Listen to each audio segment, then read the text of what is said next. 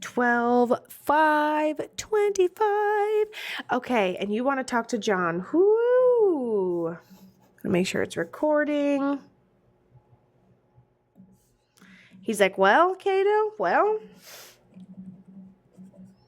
He tells me he's like a father figure. He has a hard time breathing in the upper. He has something with his upper chest or breathing that's really affected.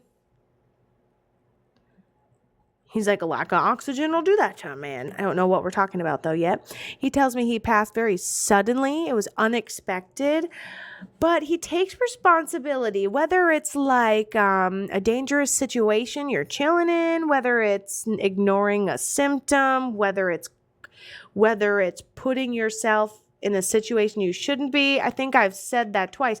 And then he just tells me he passed before his time, and then he adjusts his hat on his head. So I don't know if we have something that he wore, or a hat or a shirt in honor of his memory. And then I just feel like a lot of smoke in the air, and like no matter how much I'm getting, it's like I'm not actually getting oxygen. It's like I'm not absorbing it.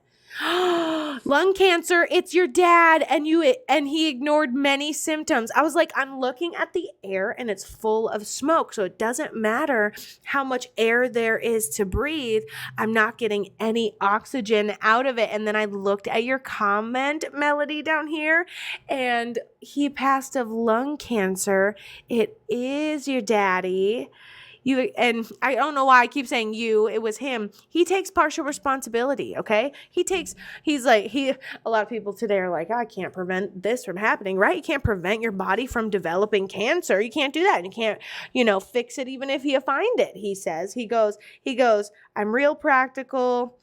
Yeah, I probably went about 3, 4, 5 weeks too long, probably, just for it to have been maintained well. He goes, imagine them being like, okay, you're on stage 1, send you home with painkillers, but you needed morphine right off the bat. You get home, you start your decline. It's finally when your body's like, please rest, and you lay down, you go down quickly. Your body finally stops, working in invisible survival mode.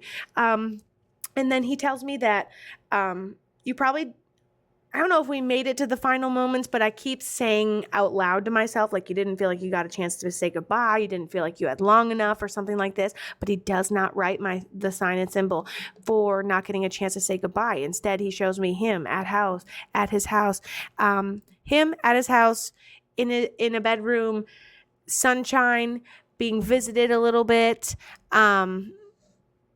My ADHD is freaking out. Okay. And so he doesn't feel like he didn't get a chance to say goodbye. It doesn't feel like a hopeless thing. He says, no, what you're doing is enough. Yes, I'm proud of you. I don't know if you have any kids in this lifetime, but you're supposed to have 2 and just basically pull your hair out the whole time. Okay. And yes, it is the Oracle Alchemy. Thank you for being here. And he talks about, don't feel like I didn't get a chance to meet people. When you have kids, I'll meet them. If you've already had kids, I still hang out with them, still watch over them, if you will. So did you get a chance to say goodbye? And then how did that resonate? Did he get like a diagnosis and then he didn't make it back to Chicago in time? He passed on your birthday. Oh, it's almost your birthday. Happy early birthday if I don't see you on that day and you're out doing stuff. So you didn't make it back to Chicago in time. And what are the chances? Remember that one we did when we started our freebie of the day, Southern? We were talking to Michael, and like, wasn't she trying to get back to Michael, and he ended up having some sort of cancer and she couldn't make it in time. And then he kept saying, don't feel like you didn't get a chance to say goodbye. This is really making me feel like that reading, like you were meant to find me today. That put out the signal and here you come, and you didn't make it back to Chicago in time, and he passed on your birthday. So that kind of a traumatic birthday to try to be making it back to your father who passed. He talks about really declining quickly, being comfortable, feeling well rested. He goes, because I couldn't slow myself down. And he talks about the things that we have, the trinkets, the car keys, the whatever it is that we have that he passed down in honor of his memory, that thing that he could wear, the hat, the shirt. He talks about, okay, though, she does enough to be able to see me all the time. It's those repeating numbers.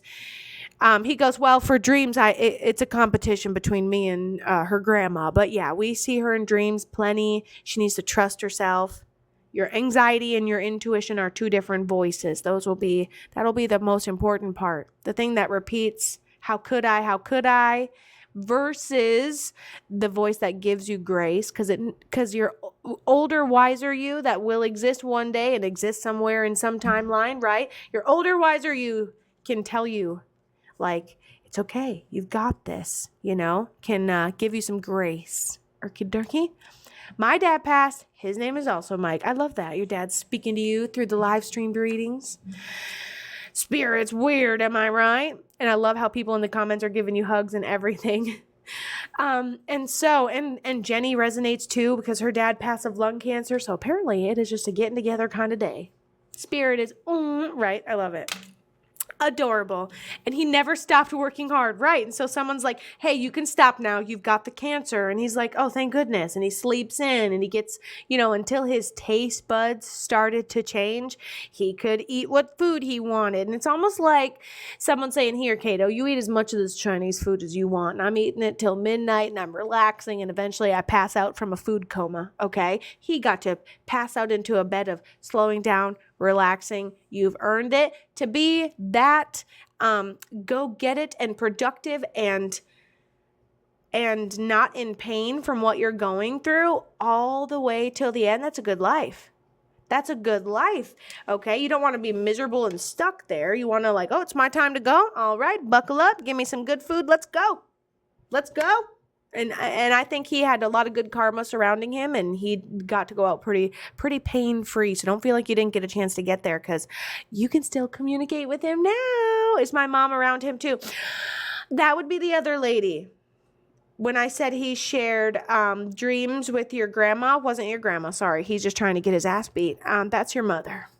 Okay? She goes, yeah, and it's my mom anyway. So I think maybe her mom's over there on the other side, and she's already like, meep, joking around. And yes, and he shares the dreams with her. So I'm going to say yes. And if we keep going, more will come in. And you have that grandma over there on the other side too. But mom, real quick, mom goes, yes, I'm okay. And yes, I do have that partial responsibility right there. And she just kind of shows me everything good. And then for no reason, the car is upside down.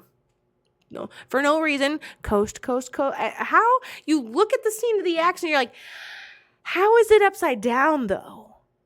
And she's like, that was me. My bad. And that's how she kind of explains the end of her life, which I think is interesting.